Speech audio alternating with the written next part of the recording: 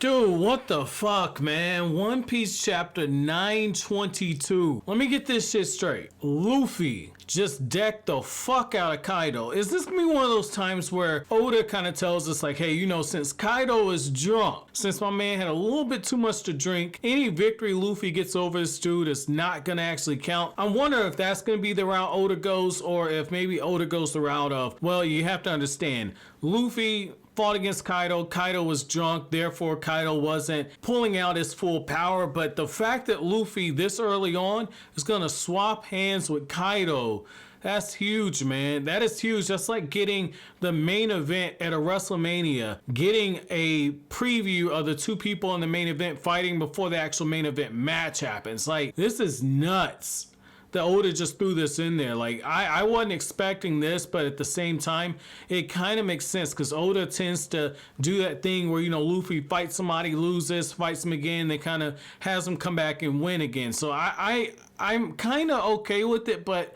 this kind of threw me for a moment right here. You get the end page where Luffy is busting down on Kaido, so what I'm guessing is that probably threw off the trajectory of Kaido's attack. But the fact that Oda raised the stakes like this lets you know that this is going to be one of those arcs where it's going to leave an impression on you, man. So kind of backing up a little bit, I got to say, I did like how when the Straw Hats win, they get the breakdown from Law. You know, Law says like, yeah, that dragon is really Kaido and we have to be careful. So Kaido, he's able to transform into a dragon. And the thing is that we can't do anything to draw any attention to ourselves, and that's when, you know, Law breaks the news and says, like, hey, Luffy already kind of drew attention to us. He's already broken our cover, but because it's just me and Luffy that Kaido's actually after, your plan can still work. We're the only ones who have been exposed. The rest of the Straw Hats are safe.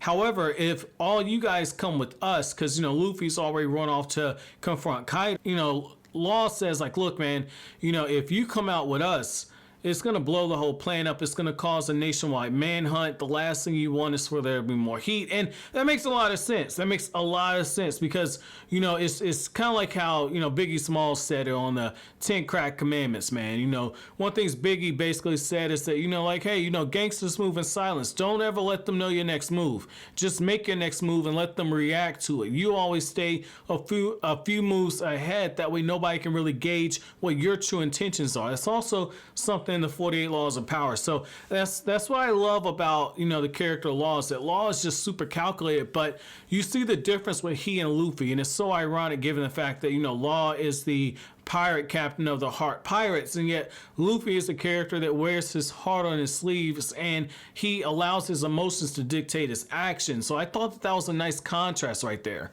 And I like how the Straw Hats at this point, they just assume that Luffy's just fucked something up because they're saying, oh my God, you know, whatever it is Luffy did, we're absolutely sorry about it. Like, I like how they understand that their purpose is also to lend Luffy the strengths for the stuff that Luffy himself can't do, but they're also there to kind of clean up his messes. But, you know, Law has really good deductive reasoning on this. So Law says like, hey, because of the situation we're in right now, like, hey, we've taken Caesar off the board for him and we've taken Doflamingo off the board. Doflamingo and Caesar were two people that were integral in Kaido's whole network when it comes to producing the artificial devil fruits known as the Smile and getting that black market going. And, you know, Law basically says like, hey, we destroyed those factories on Punk Hazard and Dressrosa.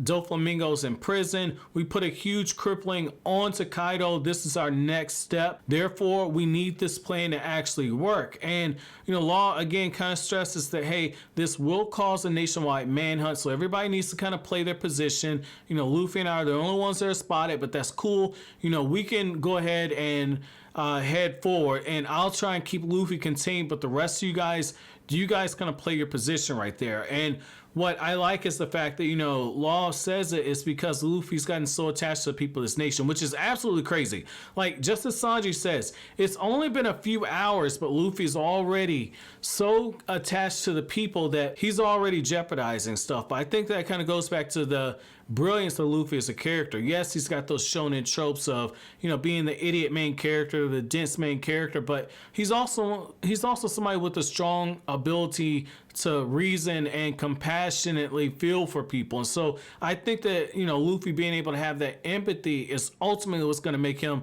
you know, probably one of the more memorable shonen characters that we ever get once One Piece finally ends. Now, moving forward, I thought that, you know, Oda has some really good artwork when it comes to, you know, Kaido kind of going on his rampage, and I absolutely laughed my ass off when, you know, they're questioning Kaido and they're asking, is he drunk? And you got this man just sit there smiling. My man got that goofy ass smile and everything. My man was drinking that good shit, man. Like, I like how, you know, he even has this derpy expression on his face when he says, hey, but you know, it's all water on the bridge. You come work for me and everything's good. Like, I love just the drunken expressions, and I love how Oda kind of pays that off where in the corner you see Luffy's foot, then you see Luffy running, and he's like, it's still so far away. You get the real sense of desperation at this point. I like how Oda didn't overdo it on the speed lines to showcase that sense of urgency. Again, you know, Oda's got a really good touch right there. I like that aspect of it. I like how Kinemon's running alongside Okiku, and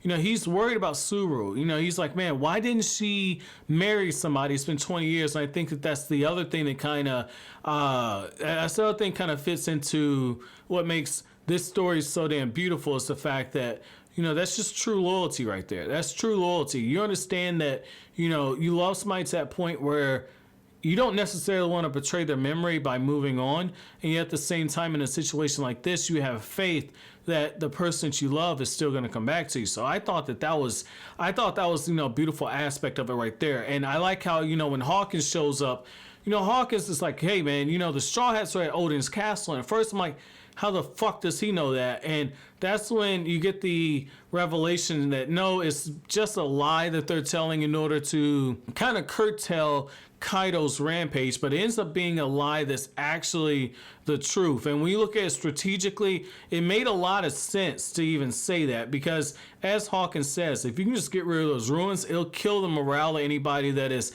thinking about raising up against Kaido. And yet, once this happens, once Kaido starts charging forward towards the ruins and Kaido shoots out that huge breast blast, once that happens, you're thinking, oh shit, this is over for the Straw Hats. But as everything starts flying up, you know, I think that enough of it actually got missed that it didn't kill the Straw Hats, but you did see some of the grave markers kind of flying up right there. And I like how, again, Luffy goes from being absolutely shocked to looking up, and he's got the gum elephant gun, and my man looks like he knocked the sober into Kaido. So that's going to be interesting right there. So my chapter question to you guys, I'm gonna keep this one simple, man. So my chapter question to you guys is, do you think that Luffy's greatest weakness is actually his greatest strength, which is his ability to show empathy and compassion for other people?